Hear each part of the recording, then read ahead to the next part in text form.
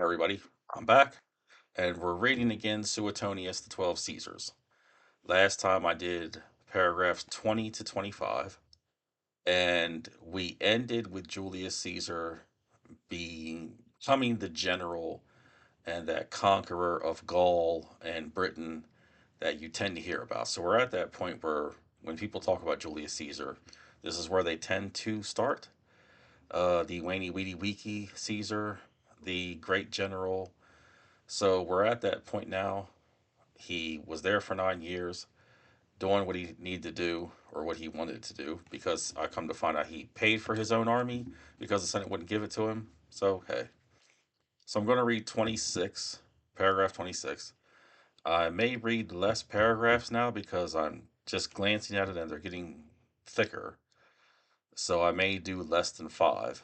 And once again, I've never read this before, so we're going to take this one paragraph at a time and see how it goes. Paragraph 26 of the 12 Caesars. Where is our guy Julius now? During this period, he lost his mother, okay, whose death was followed by that of his daughter, and not long afterwards of his granddaughter. Okay. Meanwhile, the Republic being in consternation at the murder of Publius Clodius, and the Senate passing a vote that only one consul, namely Cnaeus Pompeius, should be chosen for the ensuing year, he prevailed with the tribunes of the people, who intended joining him in nomination with Pompey, to propose to the people a bill enabling him, though absent, to become a candidate for his second consulship, when the term of his command should be near expiring, that he might not be obliged on that account to quit his province too soon and before the conclusion of the war. Having attained this object, carrying his views still higher, and animated with the hopes of success, he omitted no opportunity of gaining universal favor by acts of liberality and kindness to individuals, both in public and private. With money raised from the spoils of the war, he began to construct a new forum, the ground plot of which cost him above 100 millions of sesterces. He promised the people a public entertainment of gladiators, and a feast in memory of his daughter, such as no one before him had ever given. The more to raise their expectations on this occasion, although he had agreed with victuallers of all denominations for his feast, he made yet farther preparations in private houses. He issued an order that the most celebrated gladiators, if at any time during the combat they incurred the displeasure of the public, should be immediately carried off by force, and reserved for some future occasion.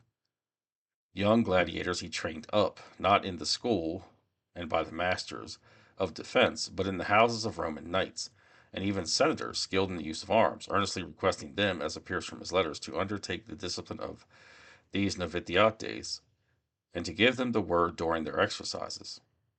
He doubled the pay of the legions in perpetuity, allowing them likewise corn when it was in plenty, without any restrictions, and sometimes distributing to every soldier in his army a slave and a portion of land.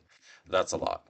All right, so my first thought is the man lost his mother, his daughter, and then a granddaughter within a short period of time.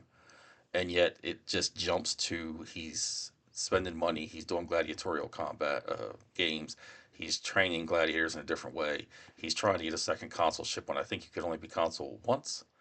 Could be wrong on that. Um, that is a lot going on, and he's still competing for power, prestige, and fame and attention. And I'm wondering what the gap is in time between all the deaths. Not to mention the murder of Publius Clodius. What is the time gap between all these deaths and him continuing to just Caesar on, as it were, if there was a gap at all? All right. Paragraph 27. To maintain his alliance and good understanding with Pompey, he offered him in marriage his sister's granddaughter Octavia, who had been married to Caius Marcellus, and requested for himself his daughter, lately contracted to Faustus Sylla. Every person about him, and a great part likewise of the Senate, he secured by loans of money at low interest, or none at all, and to all others who came to wait upon him, either by invitation or of their own accord, he made liberal presents, not neglecting even the freedmen and slaves, who were favorites with their masters and patrons.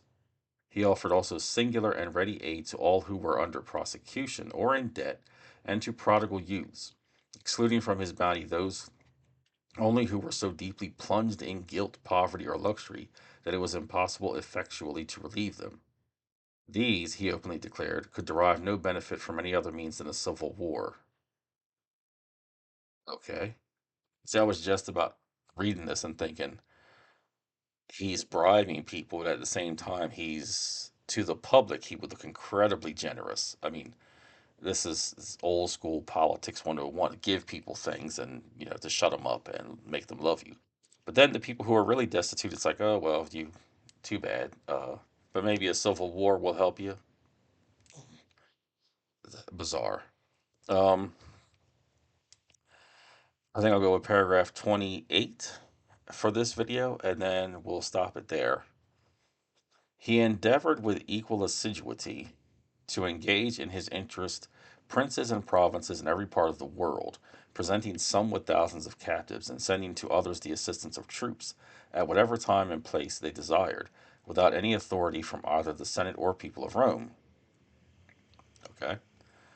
He likewise embellished with magnificent public buildings the most powerful cities not only of Italy, Gaul, and Spain, but of Greece and Asia, until all people being now astonished and speculating on the obvious tendency of these proceedings, Claudius Marcellus, the consul, declaring, first by proclamation, that he intended to propose a measure of the utmost importance to the state, made a motion in the Senate that some person should be appointed to succeed Caesar in his province before the term of his command was expired.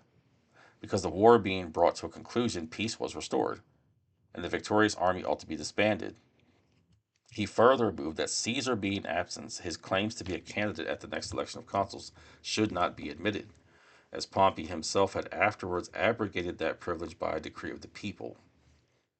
The fact was that Pompey, in his law relating to the choice of chief magistrates, had forgot to accept Caesar in the article in which he declared all such were not present incapable of being candidates for any office. But soon afterwards, when the law was inscribed on brass and deposited in the treasury, he corrected his mistake. Marcellus, not content with depriving Caesar of his provinces and the privilege intended him by Pompey, likewise moved the Senate that the freedom of the city should be taken from those colonists whom, by the Vatinian law, he had settled at New Como, because it had been conferred upon them with ambitious views and by a stretch of the laws. Now, I've heard that Caesar was all about sort of the Republic. Could be wrong there, but when he does things without any thought of the Senate or the people of Rome, I don't know. I don't, it doesn't sound like he does, or at least maybe he waxes and wanes. Um, but then we're using stretch of the laws and everything. The politics again remind me of now. Sometimes you'll hear people say that technology advances, but we as human beings are very slow to. I think the same thing seems to go for politics, because when you have city state politics, it's very slow to advance to something else, and it's politicians are very much on law and letter of the law, only to find that that's sort of slack in their own backyard.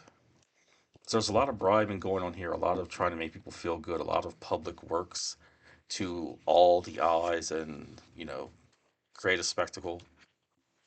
But meanwhile, when someone tries to pass a law to sort of get things going, um, seems to be quite a bit of pushback or ignoring of it, or someone tries to find a way to slither around it. I'm not saying that they're worse than us. It seems kind of the same, honestly.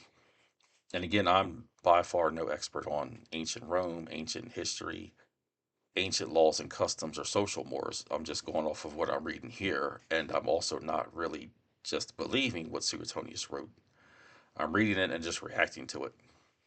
And for me, this is one part educational, gives my mind something to focus on and meditate on in terms of the past and the present, and comparison contrast, and also isolating it, but also it's fun to do. So, yeah, those are some pretty detailed paragraphs. And again, we see the fall of a certain way of Julius Caesar, and but his continual rise. Nothing still stops this guy. Nothing. No change of law, even inscribed in brass. Nothing stopping this cat from living out the fullness of his 9 lives so far. So that's where we are. I really enjoyed those 3 paragraphs. I think I might read less from now on. If you see this and you like it, if you haven't read it at all, let me know what you thought about the paragraphs. I've got the other videos you can go watch if you haven't seen them. If you have read it, or if you're a classicist or a historian, let me know what you think, or what's the correct view on what we do know about the things I've read. So I'd love to hear them. Other than that, hope you come back for more, and we'll see you next time.